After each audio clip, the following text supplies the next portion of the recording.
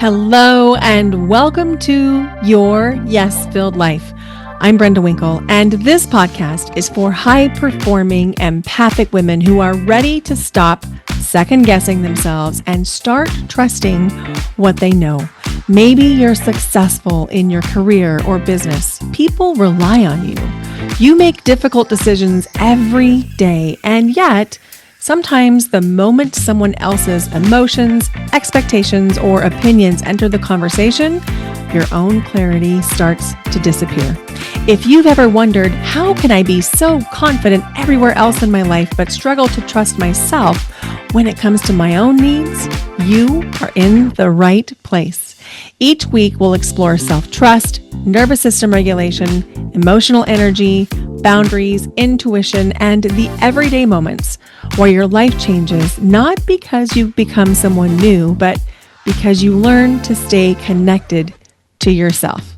I'll share client stories, my own experiences, practical tools, and honest conversations to help you stop abandoning yourself and start creating a life that's truly your own. Because I believe you already know more than you trust, and that is a yes-filled life. I'm so glad you're here. Let's begin.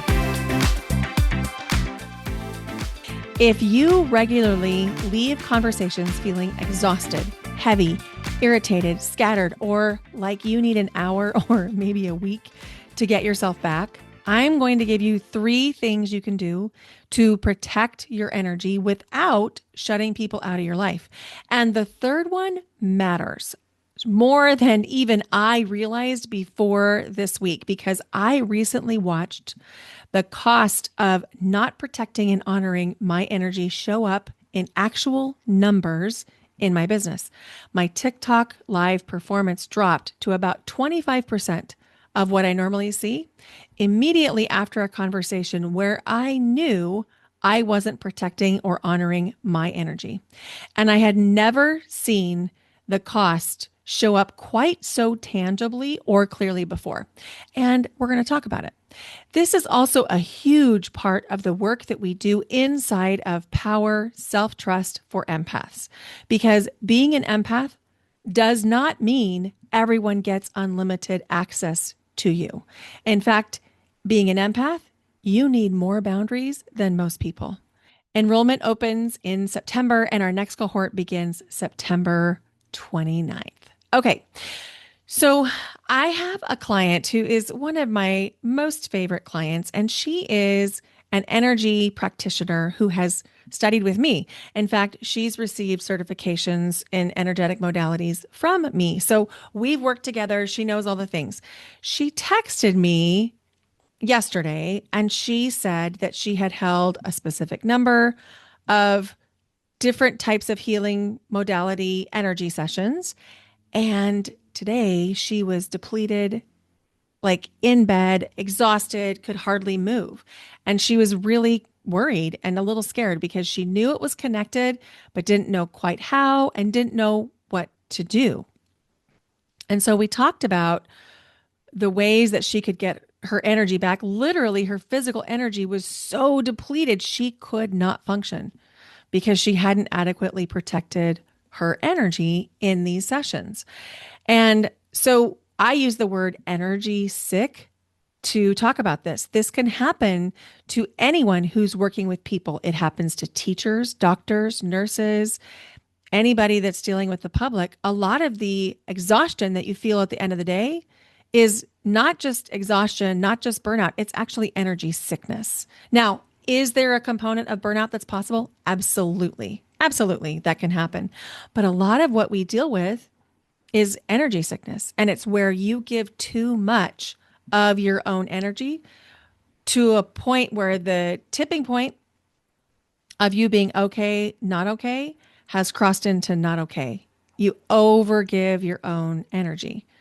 So it might look like you experience exhaustion, like literally cannot move kind of exhaustion, or irritation, heaviness, brain fog, can't make a decision, can't focus, feeling scattered, wanting everyone to leave you alone.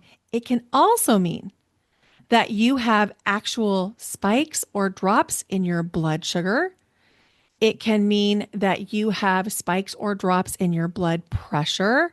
All of this can be impacted by energy.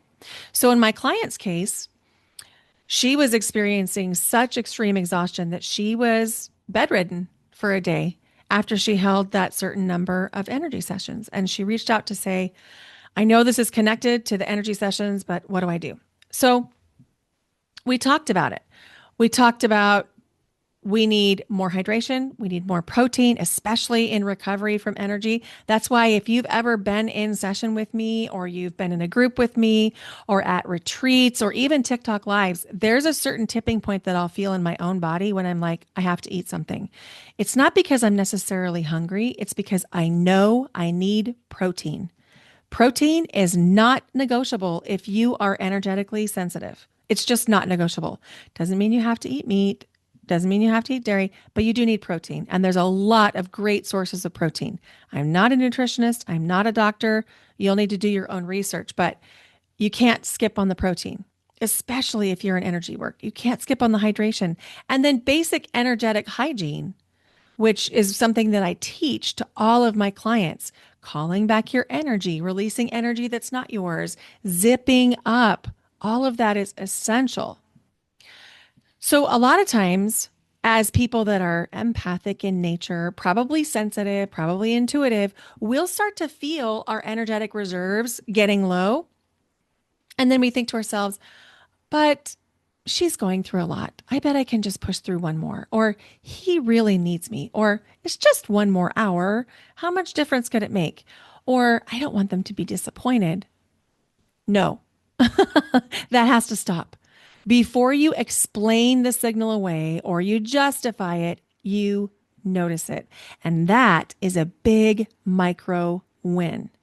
Huge, actually, micro win just to notice. If you've ever been present with me on a TikTok live reading or in a reading in general, or in my power community or the Empowered Empath Collective calls, or you've seen me in retreats, there's a point at which I will say, I can feel my energy changing. I need to go replenish. It's not negotiable. And if you're energetically sensitive, intuitive, empathic, it's not negotiable for you either. You have to start to pay attention to your energy. So I have two things for you in this before we move on to the other two. I guess you're going to have more than 3 tips today. You're going to have at least 4. So one is you're going to start to track your energy. You're going to notice what or who consistently leaves you feeling different after you interact with them. That's number 1. And number 2, what are your unique tells in your body that tell you your energy is beginning to deplete? It might feel like heaviness in the eyes or heaviness in your arms or feeling like you can't get your thoughts straight, a lack of focus. Maybe it's actually tiredness. Maybe it's feeling hungry. Maybe it's noticing that you're not moving as quickly. Notice whatever it is for you. We're each unique individuals, and so it'll be a little different for each of us, but those are some common things I would start to look at. So you're going to pay attention to what or who makes you feel different, and you're going to track your own body systems. Now, listen, if you want a tool to help you track this, go download the energy audit. It's free. It's brendawinkle.com/audit. I'll put the link in the show notes. That is like a no-brainer. And for those of you that have already downloaded it and my clients, go use it. Go use it. It's designed to be able to be used again and again and again. Now, this is part of what we're exploring right now inside the Empowered Empath Collective as we work with intuition, because the truth is you cannot trust the information that you're getting if you're constantly overriding and depleting your own energy. So when you're forcing things, when you're going way beyond when you're tired, you're overriding your own intuitive nudges. So you have to learn your own signals. And then learning to protect your own energy is a part that goes with that. Now, let's move on to the second thing. I was taught something very specific about boundaries. And I've sort of known this for a while, but I was on the phone with my mom today. Yes, the very day I'm recording with you. And I was explaining to my mom about a certain situation that I'm dealing with. I'm not going to get into here on the podcast.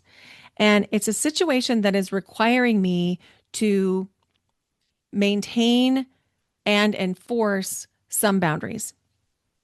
And I want you to hear what I'm saying and what I'm not saying. My mom did not do anything bad or wrong or malicious. She said something culturally normal for the way that she was taught to live in the world. My mom is a baby boomer. And she said, as I was talking about the boundaries, don't burn your bridges. And I sort of went light bulb moment because I felt it in my nervous system. I was like, oh, and there it is. There's the phrase that my body remembers learning as a child and as a teenager, and what I've heard repeated all my life. If you set a boundary, you're burning a bridge. That's what I was taught overtly and also modeled.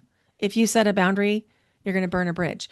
If you don't, if you're not familiar with the term burn a bridge, it means you're going to potentially end a relationship or permanently damage a relationship or a situation where there's no coming back from it. And so I was taught, and it was said again to me today, don't burn your bridges. Like, yeah. In fact, my mom said, well, you can be cantankerous or you can continue doing this situation that I was talking to her about. And I was like, oh, it's interesting that it's such a zero sum game. Like, it's not a zero sum game. It's not either I don't set a boundary and I'm a doormat and or I'm cantankerous. It's not I don't set a boundary, so I have to just tolerate a bunch of bullshit or I burn my bridges. No, that's what your nervous system wants you to think. That's literally what your brain wants you to think. And that's definitely what my brain was taught. So, underneath that phrase is this old lesson that if you say no, people might leave. You might lose opportunities. Someone will get mad. You could be rejected. You could be canceled. Maybe you'll be punished. You could, quote unquote, burn a bridge. And given my own personal history, this is absolutely why I struggled with boundaries. It, I mean, that and the childhood sexual abuse and the abuse of marriage and all the other things. I didn't realize until today how overtly boundaries had been coded as dangerous in my body. Now, I want to be clear. I have worked through this. I teach boundaries. My friends call me the boundary queen. So this is something that I have and continue to work through.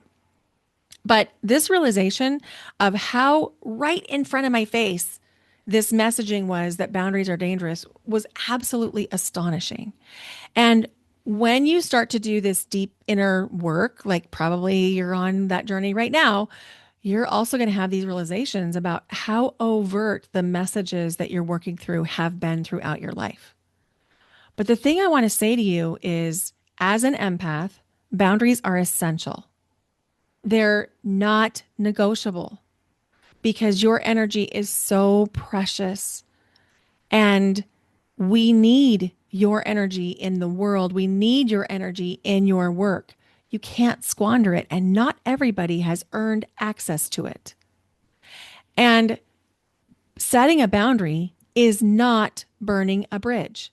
I have said this until I am blue in the face, and I'm going to say it again.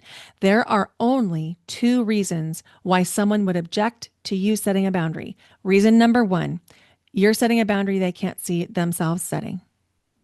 Reason number two, they are benefiting from you not setting the boundary.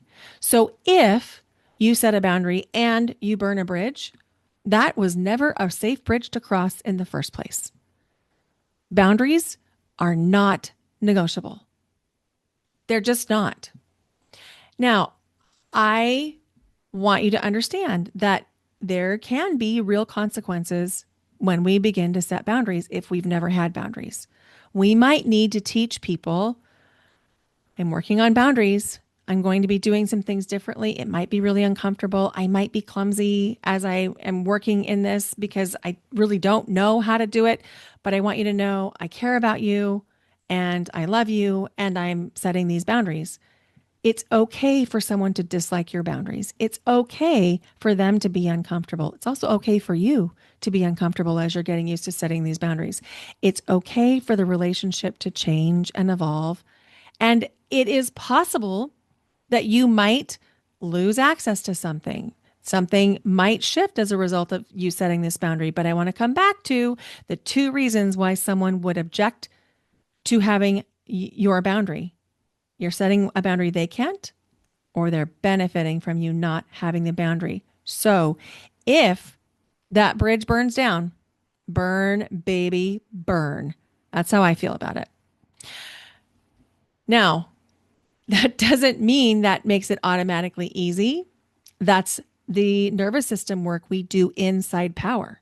That's a huge part of the reason we do breath work, we do tapping, we do somatic work, we do somatic coaching, we do hot seat coaching because your nervous system has to get on board with you being able to set boundaries before you can set those boundaries. Because if your nervous system is coding, boundary setting is dangerous, you cannot set the boundary no matter how much you want to. We have to get the nervous system on board first, and then we can set the boundary.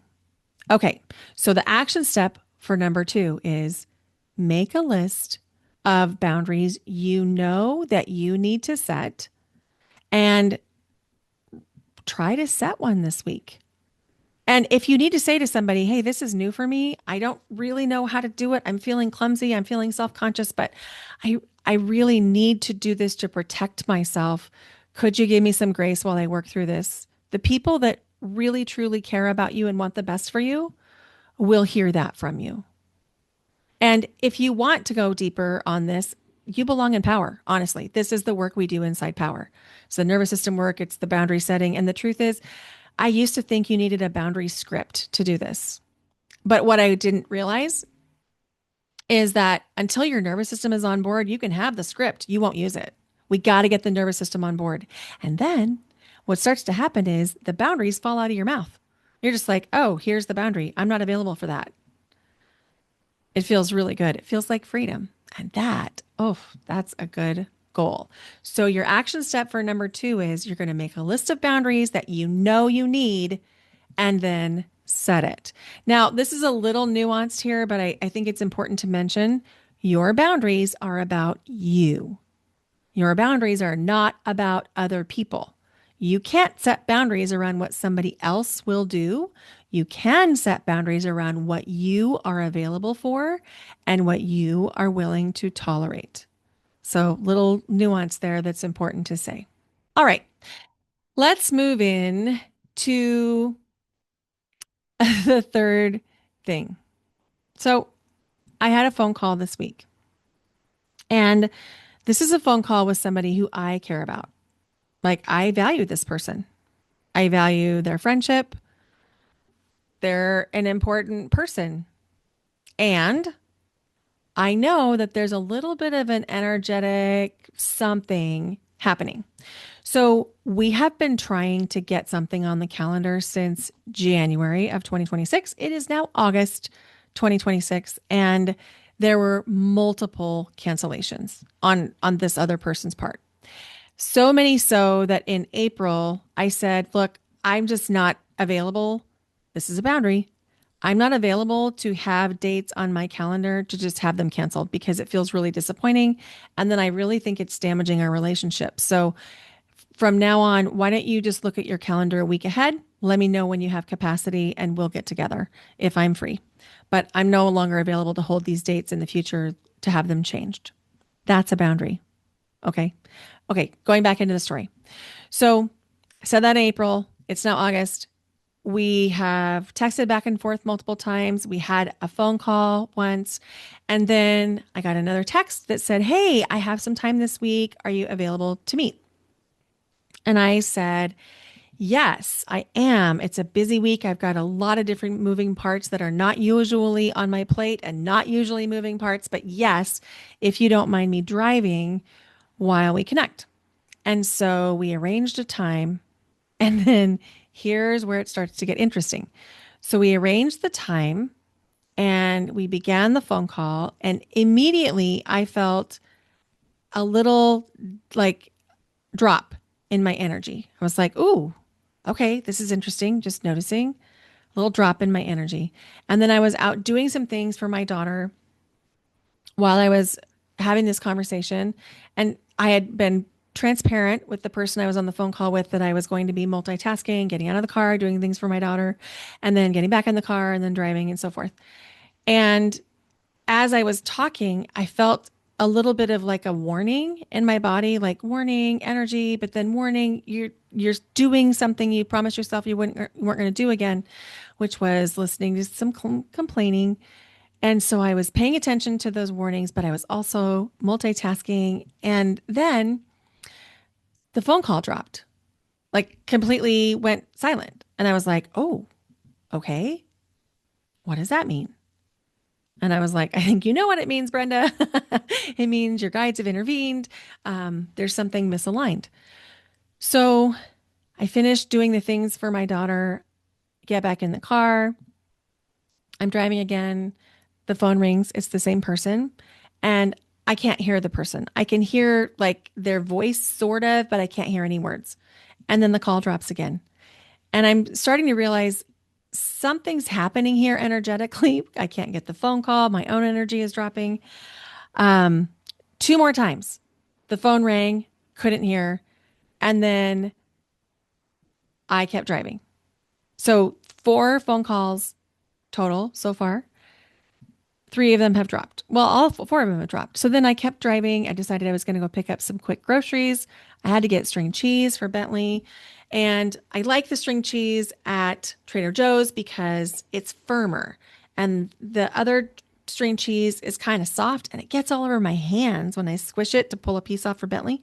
So I don't like it. I mean, it tastes good. It's great string cheese, but it's not good for dog treats. So I was in Trader Joe's and the phone rings. Again, this is call 5 now. So the phone rings again and I text, can I call you later? Decided I was not going to take the call in Trader Joe's.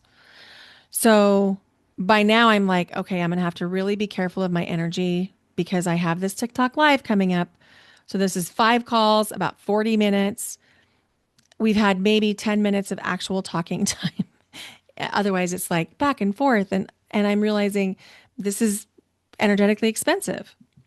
So I send out a text when I get back into the car. I have 15 minutes until the live, and that would give me 15 minutes to reset my energy, turn on my lights, so on and so forth.